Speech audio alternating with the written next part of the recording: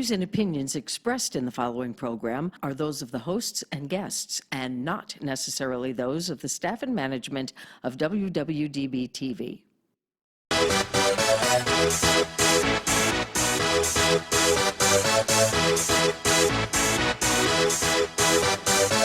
Y'all ready for this? Hello, and welcome to Let's Talk Sports with Jack and Rick. This is a great show that we're starting. Today is the kickoff. We're going to be on air every Wednesday at 11:30, correct? That's when we're going to be on. We'll be Yes, a 30-minute show. We'll cover lots of sports. We'll have a lot of opinions on sports. It's going to be a relaxing show. A lot of times we're going to do it at our bar. We may have a couple of drinks. It's just a real chill show. We're going to have a lot of fun, but a couple of very knowledgeable guys on sports, and we would like you to get involved and look at what we're doing, make some suggestions, disagree with us if you want, argue with us if you want, send us emails. We want you to be part of this show, so it's going to be interactive. It's not just about the two of us talking about what we think we know. We think we know a lot, but in the end, we probably don't know jack. That's also going to be one of our segments that will give you some predictions, particularly football starting next week. We'll have a lot of football predictions and what's happening with the NBA and the hockey playoffs. And we're going to be talking a lot about sports and moving quickly. But with football coming up, we're real excited about giving you some predictions and telling you how we did every week and how close we were to being perfect, which that's what we strive to do, be perfect. So anyways, I want to introduce you to my co-host here, Jack. Welcome. How do you see this show happening for us? I think we're going to be great. You got any teasers for the audience of some of the fun stuff we're going to be doing?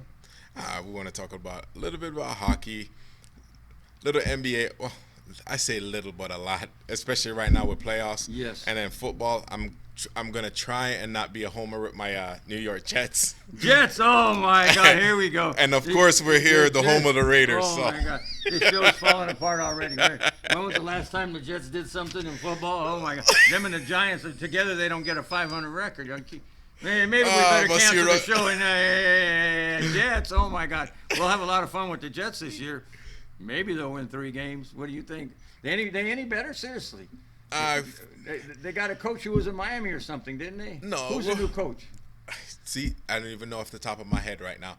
Before next week's show, I need to know who the coach is. Well, Sam Darnold's going to do something. Sam Darnold, the broken down USC quarterback. Sam Darnold. Here, right now, this year reminds me of back in the day when Chad Pennington was there, and he basically his first 7 seasons, he had 1 full season, and that's because the O-line was dismal.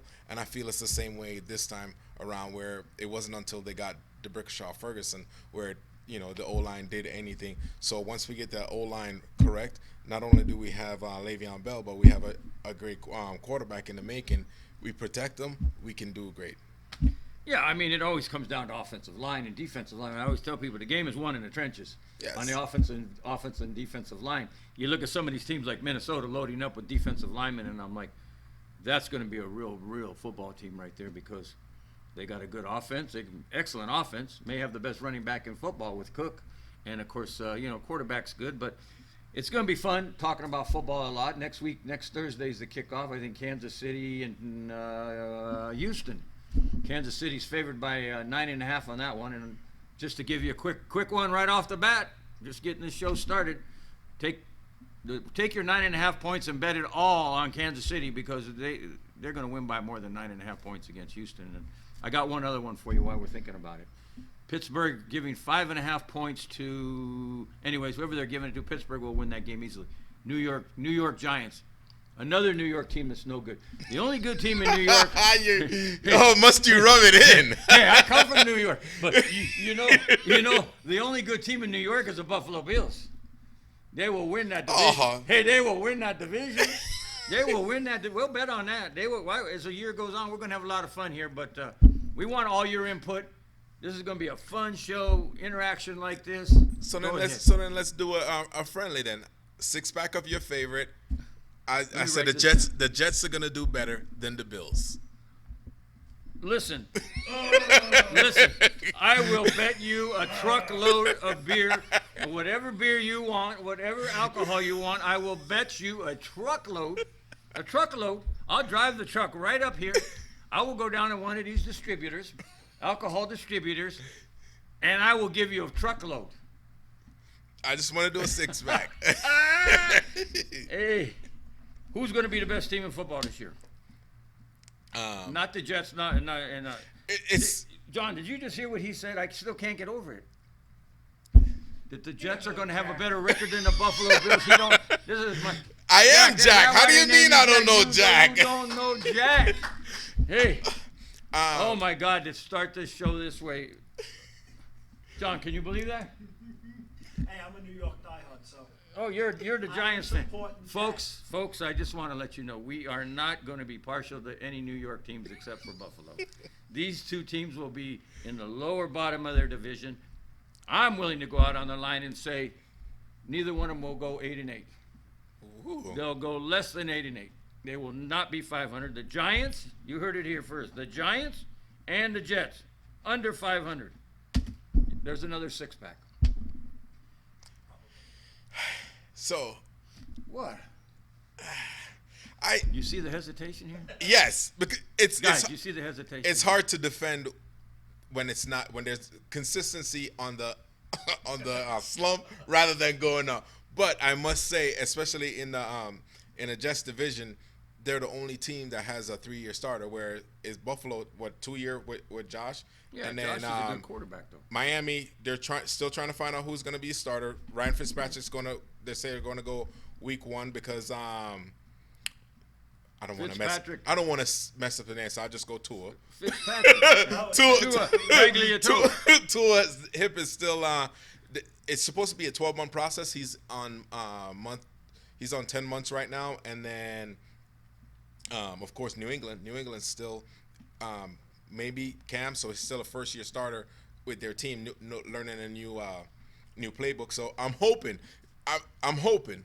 One can hope as a fan, right? Oh, hell yeah. Who thinks Tampa Bay is going to kill it this year? Not with Noodle Arm. Nobody can beat Father Time. No matter how good you are. Look at what Peyton Manning did. Yes, he had a great defense. That defense carried him in Denver, and I think unless the defense shows up for Tampa Bay, Tampa has a strong defense. But Their if line is. See, on this gets on so fiery paper- that we bring everybody on in the whole paper- studio. Everybody's involved here.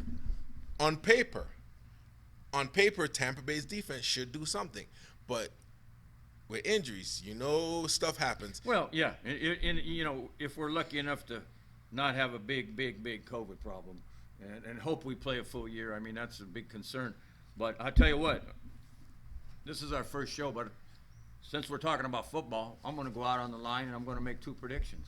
I already made one prediction: the Jets and Giants neither will finish 500. That's a for certain. And the other prediction I'm going to make is Tampa Bay will win their division. They will win their division, and the Buffalo Bills will win the division. Not the Patriots, not the Jets, no, not Miami. The Bills will win that division. Okay, I have a You know what's 6-pack great for you. about it here? We got it. We got it on tape, and we can go back to it. And I'm sure you're gonna let me know I don't know Jack, right? No, you're going to let me know that I don't know Jack. So, I mean, this is the fun stuff about this show. I mean, it's lively. A couple of guys who really, really, really love sports, know a lot about it, and that's how we got involved. Our kids go to school together, and we'd sit down at the playground after we dropped our kids off for an hour, right? Just and talk talking. about sports before and after school. And I said, I got some other TV programs. Let's do this one. So, and we sit on the phone all the time and talk about it. And everybody loves sports. Everybody has an opinion. We want your opinion. We want you guys to get involved here. Our first official show will be next week, though this is a good show. Probably going to post this one. But we want you involved. Football starts next week. We're excited. We'll talk more about it. But I want to bounce over to basketball. Ooh. Who's going to win it? Who's going to win it? Did you see last night's game? Which one? Nuggets. Oh, my God. Nuggets in Utah. Yes. Yeah, that was a crazy game. What'd you think? Did the right team win? Yes. The better matchup for the Clippers, right? Absolutely. I think they have a deeper bench to, in a sense, to keep up with Kawhi. Hopefully they can. For a player like Kawhi, it's hard to say you're going to keep him on the wraps. Kawhi is going to score. It's a matter of how is that defense going to show up? Is that defense from last night going to show up in the next series? Because in order to beat the Clippers, that's what you need to do. because day long. Kawhi is going to get his points. You have to shut down everybody else, and you do not want Paul George to get hot. Right. Keep him where he's at, where he's sometimes he shows up, sometimes he doesn't. But now is the time to show up with your defense. Yeah, I think with the Clippers, and they're going to have to beat the Lakers first to get to the NBA championship. But we will back up and we'll stay with Denver and the Clippers. I believe that the Clippers will destroy Denver. I don't think it'll go more than 5 games. The Clippers are a great defensive team, and it's not even about shooting; it's about defense. And the Clippers will shut down Murray. Jokic will get his points, but after that, Denver has nothing. I watched that game last night and watched guy after guy, Torrey Craig, Gary Harris. These guys miss shot after shot after shot. They depend upon Murray and Jokic, and that's all they got. The Clippers got 10 guys that can go in there and play. But do you think like a game 7 like that? Do you think it was just fatigue and defense on as much as we want to? That's a good point. We want to say defense. That was not a good game last night. It's very sloppy. Well, yes, I was gonna say defense showed up, but they were both sloppy. How many turnovers did Donovan have? Donovan Mitchell had 9 turnovers and That's 20 a lot. points. That's a lot. We'd have to go back and look to see how much points did they get from those 9 turnovers, and was that really the difference maker? Like in a sense, that turnover that Westbrook did the other night that cost his team from moving forward. So stuff like that. He had 9. Yeah, I haven't seen Russ play like that in a long time. And speaking about him, he's coming off injury. He's still not there, and I'm not sure his mind's in the game because of this. A lot of players there that are in the bubble, their minds, they're having trouble handling it. I've seen certain players be pumped up because they're there, and that's what they are. A guy like LeBron, Anthony Davis, those guys are beasts. The guys on Boston, they come to win. They don't care where they're at. I don't care if you put them on the playground. They're going to find a way to win. And that's what's exciting. That's what's exciting about me. And we were walking in here today talking about it, and thinking, wow, who's going to be in the NBA Finals, and who do you think is going to be the finals for the West and the finals for the East? What 4 teams do you think are going to be playing in those games before the eventual championship? So of course, as far as what we want and what, based on paper and how they're playing right now, of course, I think the Clippers are going to move forward, and then Lakers. I agree. Right now they say the ratings are down for NBA, but when those teams are playing, I think despite them being both from LA, but the star caliber on both teams will generate the buzz and the viewership that the NBA is seeking. And then as far as Miami is looking so good right now. Well coached. They did the exact same thing Toronto did to Giannis last year. Oh, shut him down. And they did the same thing. And also, like, Giannis seemed like a different player since being in the bubble. Like, losing his cool. Remember when was it, like, headbutt? Yeah. When I forgot the player that he headbutt, but it's like, that's not Giannis. Like, he was always cool and doing whatever he wanted to do on that court, but not these last 2 games. And they just shut him down. I want to say he took 12 shots. There's no way you're gonna win with 12 shots. That's crazy. And he just looked like he gave up. But I look at it as in the East, Miami and Boston look awesome, and I believe that's going to be your finals. And people thought it was going to be Milwaukee and Boston, but I believe that it's going to be Miami and Boston in the Eastern Finals. And of course, you're right, in the West, it's going to be the Clippers and Lakers. And what that series is going to come down to, who's the better leader? Is it going to be LeBron leading his team, or is it going to be Leonard leading his team? Who is going to have the power to engage everybody and bring them to the championship? Those are 2 good ball players. In the end, I think LeBron is going to win out because LeBron knows how to win. Yes. He's won with Cleveland. There wasn't even a good ball club other than him. Yeah. So, but he wasn't dealing with a team like the Clippers, where he needs are loaded. Yes, and that's why he needs needs Kuzma to step up. No doubt about it. Because Kuzma's the key. Davis needs to get his. LeBron needs to be there, but that third guy that's gonna step up, because when it comes to the Clippers are so deep. Oh, they got 10 guys that can play and do well.